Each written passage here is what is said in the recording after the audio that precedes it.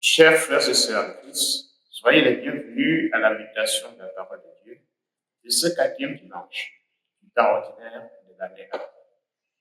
La lecture de ce dimanche montre la prédilection de Dieu pour les pauvres et les hommes. Le prophète Sophonie, dans la première lecture, à la suite de ses contemporains, Isaïe, Amos et Osée, dénonce la corruption, les vices en Israël, orchestrés surtout par la classe dirigeante et qui contamine le petit peuple. Alors, il montre que les vices instigés par cette classe dirigeante ne resteront pas impunis. La corruption, les corrupteurs et les corrompus, les malfaisants et les tricheurs n'échapperont pas à la colère de Dieu. Alors, il appelait le prophète de la description du jour de la colère de Dieu. Dieu est patient, mais un jour viendra où il passera au crible du feu de sa colère tous les hommes. Et il ne faudrait pas que le petit se laisse contaminer par les vices des grands. Alors, on a peur de se retrouver en minorité lorsqu'on rame à contre-courant de ce que les hommes font, et surtout les grands. Alors, il écrit, surtout pour encourager ce petit reste qui souffre parce qu'il est persécuté, de rester fidèle au commandement de Dieu. Alors, il dit, Israël, je ne ferai susciter au milieu de toi que le petit reste, humble et pauvre, qui aura pour refuge le nom du Seigneur. Peut-être ce reste échappera à la colère de Dieu au jour du jugement. Donc, c'est ce petit reste qu'Israël peut être sauvé, ou que l'humanité peut être sauvée. Il ne faut pas de beaucoup pour sauver une situation, pour sauver une société, pour sauver les hommes. Mais tu peux, mais c'est peu qui a la qualité. Or, nous avons parfois peur d'être réduit en minorité. Or, étant ce petit nombre, peut seulement non sauver chacun, mais aussi sauver l'ensemble. Et l'apôtre Paul va dans le même sens, dans la deuxième lecture. Ce qui est simple, ce qui est humble dans le monde, voilà ce que Dieu a choisi pour couvrir les confusions, ce qui est fort, ce qui est d'origine modeste, ce qui est simple, voilà ce que Dieu a choisi pour confondre les sages aux yeux du monde. Alors, Dieu choisit la voie de la simplicité, la voie de la souffrance, de la voie pour sauver l'humanité. C'est par la voie que le Christ nous a sauvés.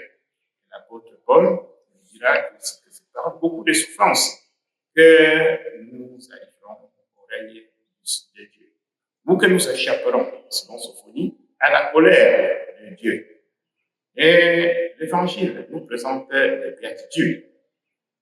Et dans la présentation des béatitudes, c'est Matthieu voudrait nous montrer que Jésus est le nouveau Moïse. Les 10 commandements avaient été donnés au peuple par Moïse pour préparer leur entrée en terre promise. La nouvelle terre promise, pour nous, c'est le règne de Dieu. Alors, les béatitudes sont comme la nouvelle charte pour entrer dans le royaume de Dieu. Et cela va à l'antipode, parfois, de ce que le monde pense. Donc, encore, de béatitude, il s'agit de la belle onction traduite. Littéralement, c'est la belle vie, la béatitude, le bonheur. Alors, la voie du bonheur, aux yeux du monde, comme nous dit Saint Paul, est plutôt la voie du malheur. Heureux les pauvres en esprit, heureux les doux, heureux ceux qui ont faim, qui sont de la justice, heureux les non-violents, heureux ceux qui sont persécutés, et pour la cause du royaume. Et le Christ dit, réjouissez-vous, soyez dans l'allégresse, car votre récompense sera grande dans les cieux. Le monde dira autrement. Et le philosophe Nietzsche parle de la morale, du sentiment. Le Christ a voulu enseigner. Voulant montrer plutôt la faiblesse comme la grandeur dont il parlera des sentiments, parce que ce sont ceux qui ont échoué qui peuvent zapper tout ce qui est faiblesse, tout ce qui est présente le surhomme. Mais le Christ montre que le surhomme, ce n'est que l'affaire de cette terre, c'est éphémère. Et le surhomme ne sauve pas, même si ça attire les autres. Mais ce sont ceux qui restent humbles, comme une Sophonie, qui peuvent sauver l'ensemble. Il termine en croyant ces disciples que nous sommes. Heureux êtes-vous quand nous vous persécutez, quand nous vous maltraitons, quand nous vous toutes sortes de mal de vous accompagner. Réjouissez-vous, soyez dans la joie, car votre récompense sera dans les cieux. Alors, frères et sœurs, n'ayons pas peur de nous retrouver en minorité, car c'est toujours une minorité qui sauvera l'ensemble. Restons fidèles, même si nous sommes persécutés.